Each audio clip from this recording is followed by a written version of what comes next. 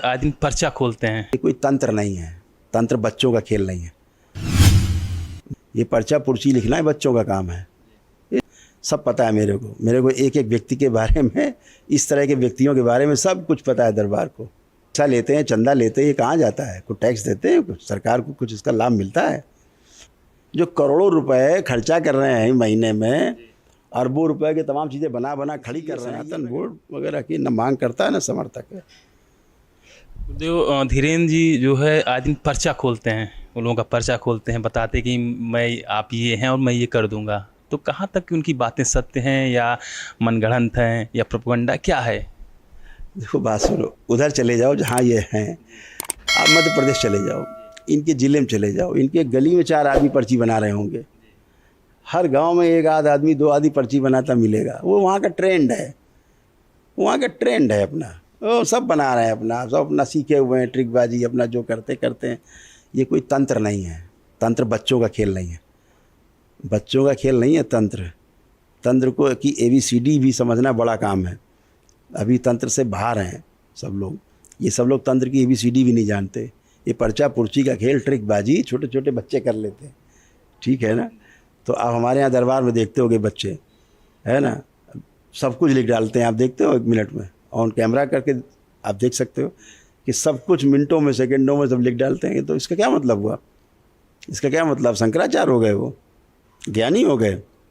अरे भाई विद्या है, उस विद्या का सदुपयोग होना चाहिए। ये प्रोपोगंडा करके और अनार्गल बातें करके नहीं जाना। तंत्र एक व्यवस्था है, व्यवस्था में ही रहना चाहिए, व्यवस्था को समझना है, फिर व्यवस्था में जीना है, यही तंत्र है। अभी तंत्र की ABCD से भी ज्ञान मतलब परिचय अभी नहीं है ठीक से। ये पर्चा पुर्ची लिखना है बच्चों का काम है। ये सब कोई चीज़ें अच्छी नहीं है और सब फर्जीफिकेशन की बातें अच्छी नहीं होती हैं।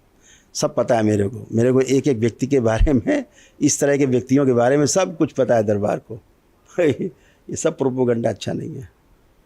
जी जो आज के समय में जो ये धर्माचार्य हैं, जो कि भगवत कथा कहते हैं, गीता का पाठ करते हैं और वो हिंदुत्व की बात करते हैं, तो क्या ये लोग जो ये प्रोपगंडा फैला रहे हैं, तो क्योंकि पैसा लेकर ये आते हैं, कथाएं करते हैं और लेकिन बातें करते हैं हिंदुत्व की, सनातन की, तो क्या ये सिर्फ एक प्रोपगंडा फैला रहे हैं कि ये सत्य है इसके पीछे कुछ? इन सब की जाँच होनी चाहिए। कितना टैक्स देते हैं लोग, जितने कथावाचक हैं, जितने भी आप नाम ले रहे हैं A to Z, इनकी सबकी जांच होनी चाहिए। ये 1 करोड़ 2 करोड़ 5 करोड़ कथा का शुल्क लेते हैं, इनकी जांच होनी चाहिए। ये पैसा लेते हैं, चंदा लेते हैं, ये कहाँ जाता है? कुछ टैक्स देते हैं, कुछ सरकार को कुछ इसका लाभ मिलता है? अगर कमा रहे हैं तो उसकी GST भी तो है 18%। क्या देते हैं ये? वही पता लग जाए, ये वही देते हो।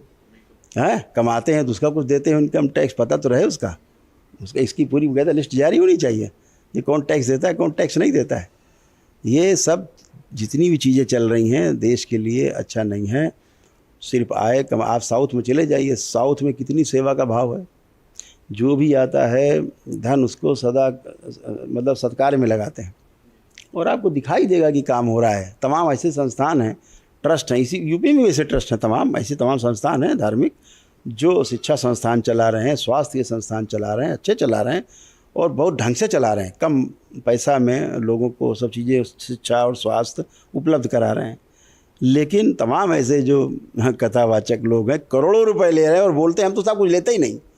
एकदम पाक साफ हैं, साफ कुछ भी नहीं लेते, सब फ्री चल रहा है, फ्री अपने घर से ला रहे हैं। ये जो करोड़ों रुपए खर्चा कर रहे हैं महीने में, अरबों रुपए के तमाम चीज़ें बना बना खड़ी कर रहे हैं, ये अपने घर से लाए पैसा। खाने घर में तो खाने को नहीं था, घर में तो भोजन भी नहीं था ठीक से 2 टाइम का, भिक्षा मांगते थे। ये कहीं तमाम लोग नाच करते थे, नाचते थे बकायदा झांकियों में। अब कथा कर रहे हैं तो इनसे पूछा जाए भाई तुम जो ये पैसा लाए हो कहाँ से लाए, उसका टैक्स दिया, कुछ करते हो टैक्सेशन? ये नज़र रखनी चाहिए सबको, इनके ऊपर ज़रूर रखनी चाहिए, सभी पर रखनी चाहिए।